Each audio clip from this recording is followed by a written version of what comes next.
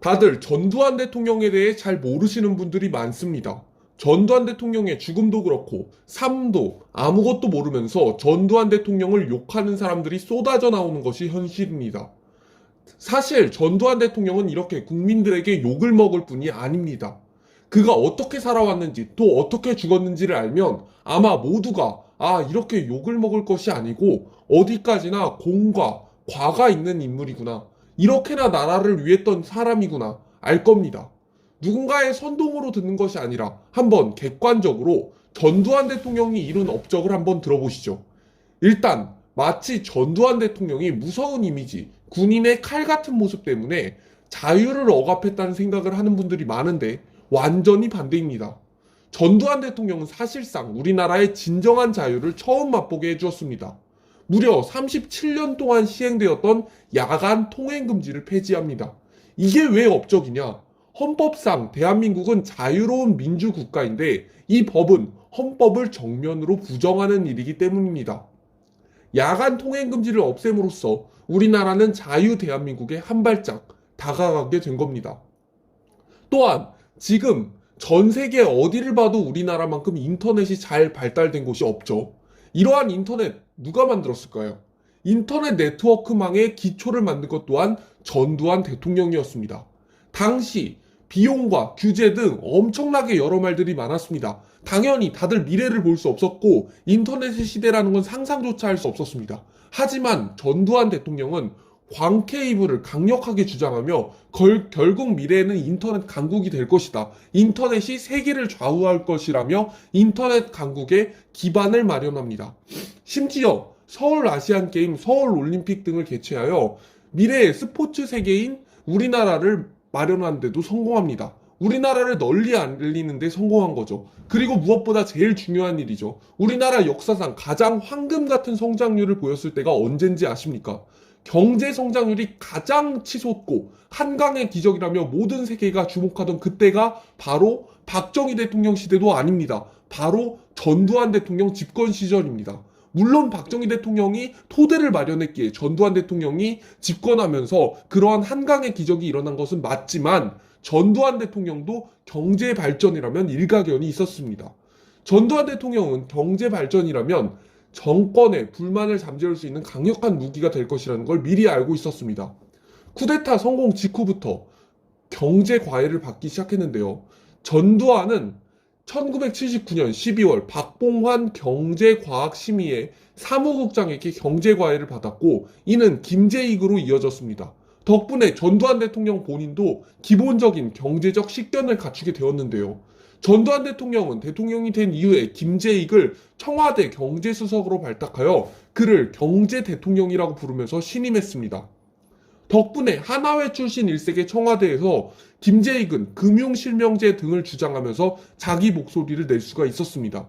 정권 초기 전두환은 김재익 등의 강력한 건의를 받아들여 일부 반발을 무릅쓰고 나서 강력한 물가 안정책을 실시해서 2차 오일 쇼크로 유발된 인플레이션을 때려잡고 물가를 완전히 때려잡은 겁니다. 경제를 안정화시키는 데 성공합니다.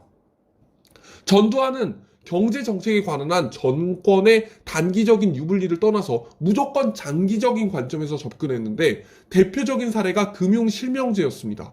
김재익은 전두환 대통령 정권 초기에 금융실명제 실시를 강력하게 주장했는데 놀랍게도 전두환 대통령은 이를 승인합니다. 비록 당내외 엄청나게 거센 반발 때문에 금융실명제는 결국 좌초되지만 경제에 관한 하는 놀라운 융통성을 보여준 전두환 대통령의 한 예를 보여줍니다. 전두환 대통령은 여러 분야에서 비전문가인 자신의 역량을 확실히 인지하고 그 분야에서 유능한 관료들을 중용할 줄 아는 인물이었습니다. 하나회라는 사조직을 운영했음에도 결코 낙하산, 부패 장관들을 어느 분야의 최고 실세로 만들지를 않았습니다. 자신의 능력을 맹목적으로 과신하다가 국정을 파탄시키는 독재자는 지구상에 널리고 널렸지만 전두환 대통령은 적어도 사리분별을 명확히 할 줄 아는 정치가였습니다. 사실 이전부터 사람을 보는 눈이 뛰어나기로 유명했으며 이 때문에 국정 운영에 있어서 많은 성과를 낼 수 있었습니다. 이렇게 이야기하면 마치 전두환 대통령은 부자 경제에만 신경 쓰고 서민들의 삶은 보지 않았나 하는 대통령으로 보는 사람들이 있습니다. 하지만 절대 그렇지 않습니다. 민주당에서 그렇게 좋아하는 최저시급 누가 만들었는지 아십니까? 그것조차 전두환 대통령이 만든 겁니다. 1986년 12월 31일 대통령령으로 최저임금법을 제정하였고 1987년 7월 1일 최저임금법 시행령을 공포했습니다. 즉 그렇게 최저시급으로 문재인이 잘한다는 민주당이라면 전두환 대통령의 이러한 정책도 당연히 칭찬할 줄 알아야 하는 겁니다. 뿐만 아닙니다. 전두환 대통령은 그 당시부터 이미 서민들의 부동산, 즉 주택을 가장 중요시해야 된다는 걸 알고 있었습니다. 1981년 제정된 법령으로 과거 주택 임대차 계약은 물권 계약이 아닌 채권 계약으로 이루어져 집주인이 바뀌거나 경매로 넘어갔을 때 임차 보증금을 떼이는 일이 비일비재했습니다. 그러나 주택임대차보호법이 시작된 이후에는 근저당, 압류, 가압류 등의 권리가 없는 주택에 전입신고를 하고 확정일자를 받아 입주하면 임대인이 바뀌거나 집이 경매에 넘어가도 보증금을 보호받을 수 있게 된 겁니다. 무조건 세입자를 보호하려는 목적으로 설계되어 지금 거의 40년이 지난 현재도 전월세 계약을 마음 놓고 할 수 있는 게 바로 이 주택임대차보호법 덕분인데 어마어마한 서민들이 이 법의 혜택을 받은 관계로 대다수의 전문가들은 물가 안정과 더불어 전두환 정권의 가장 큰 업적이라고 말하고 있습니다.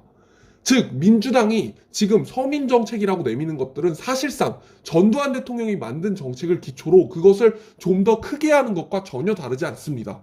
전두환 대통령이 만든 주택임대차보호법 그거 좀 더 강하게 하는 거 그게 문재인이 한 일일 뿐입니다.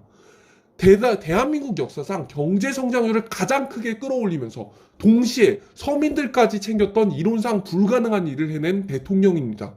또한 노무현과 문재인이 그렇게 이야기하는 행복 추구권, 국민들의 복지 정책, 그것 또한 전두환 대통령이 도입한 것입니다. 전두환 시절에 법에 최초로 행복 추구권이라는 개념을 도입했습니다. 이 개념이 중요한 이유는 자유권과 가장 긴밀한 관계를 맺고 있는 법이라도 무방할 정도이기 때문입니다.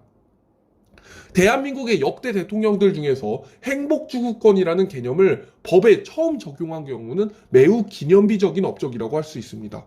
그리고 뒷날 노무현 정부와 문재인 정부가 복지 정책을 강력하게 추진하는 법적인 근거로 작용하게 됩니다. 이쯤에서 영상을 보시는 분들은 생각할 겁니다. 말이 되나? 전두환 대통령이 집권하는 동안 저 많은 일들을 다 해냈다고?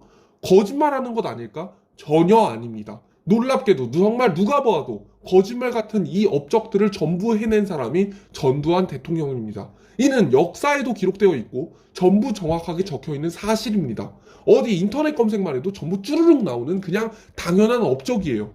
이러한 공이 있는 대통령임에도 불구하고 어떠한 과가 있다는 이유만으로 정치적으로 탄압당해서 이러한 업적이 알려지지 않는 것은 잘못되었다고 생각합니다.